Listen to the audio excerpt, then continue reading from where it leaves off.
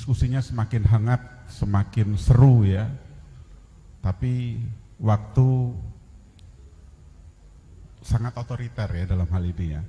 Jadi waktunya sangat pendek dan saya juga rasanya juga tidak cukup mampu untuk membuat kesimpulan dari para guru besar sejarah dan budaya, kemudian ekonomi kerakyatan dan konstitusi ya. Saya cuma meng-highlight beberapa hal. Yang pertama adalah tadi terkait dengan pentingnya setiap insan anak bangsa, setiap anak bangsa, apalagi lulusan Gajah Mada itu harus punya kemampuan leading self ya. Bagaimana kita memimpin diri sendiri antara sikap, kemudian cara berpikir, sikap dan perilaku kita. Kemudian berikutnya juga saya juga meng-highlight bahwa transaksional tidak dalam pengertian buruk ya, tapi transaksional itu bisa berbasis pada etika. Artinya kalau dalam ekonomi kan transaksional memang memang menjadi hal yang sangat penting di situ. Bahkan saya dalam disiplin ilmu business management ya, kita kalau dulu berpikirnya profit, tapi hari ini kita berpikirnya profit, people, dan planet. Jadi kita berpikir lebih luas lagi, tidak sekedar profit ya, tapi juga berpikir people dan planet. Sehingga isu perubahan atau change itu tetap memerlukan atau tidak kemudian menegasikan transaksional yang berbasis etika. Jadi kalau kita bicara transformasional, sebuah perubahan, ini kalau dalam kacamata akademik, transformasional ini sendiri pernah dapat tuduhan ada pseudo transformasional. Apa yang dimaksud dengan pseudo transformasional? Itu salah satunya adalah aspek karisma itu, apakah betul-betul karena perbuatan leader ataukah karena pencitraan ya. Ini jadi sesuatu yang cukup menarik ya, sehingga kemudian muncullah konsep yang namanya authentic leadership ya, pemimpin-pemimpin yang otentik ya.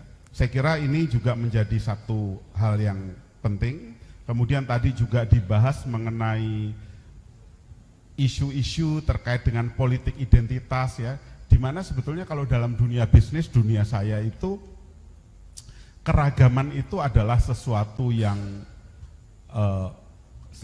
natural, tapi identitas pun tidak kemudian menjadi sebuah problem ya terkait dengan perbedaan-perbedaan itu. Jadi saya kira ini lebih pada konsumsi-konsumsi politik yang muncul di situ. Nah, kalau orang manajemen seperti saya berpikir lebih ke implikasinya ya dalam sebuah kepemimpinan. Tapi ini bukan simpulan dari pembicaraan ini. Saya melihat pertama kalau sosok pemimpin itu jelas kita butuh orang-orang yang cerdas. Setuju nggak kira-kira yang bisa mendiagnosa problem, yang bisa berkomunikasi secara internasional. Ini dari kacamata bisnis ya. Kemudian yang kedua adalah dia harus kreatif nih. Problemnya nggak hanya linier, kita berhadapan dengan problem yang multiple, yang sangat kompleks. Sehingga kreativitas menjadi aspek penting. Kemudian tadi juga disinggung oleh para guru besar terkait dengan masalah integritas. Integritas dan jati diri bangsa ini saya kira menjadi hal yang penting kita sebagai bangsa Indonesia.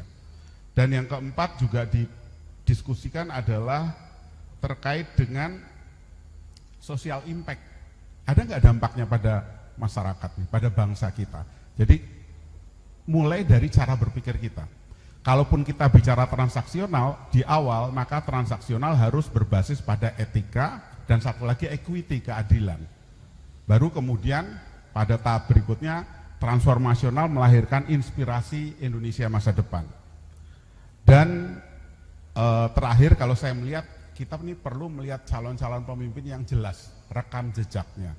Artinya kalau ditanya apa sih prestasinya, kita akan lebih mudah untuk menunjukkan apa prestasi para leader tersebut. Itu dari kacamata saya. Sekali lagi terima kasih Prof. Djoko Suryo, Prof. Gunawan Sumodiningrat dan Prof. Kailan atas banyak sekali pemikiran yang luar biasa yang seperti oase yang tidak ada habisnya ya. Sekali lagi terima kasih, mudah-mudahan pertemuan kita membawa berkah buat kita semua. Kita tutup dengan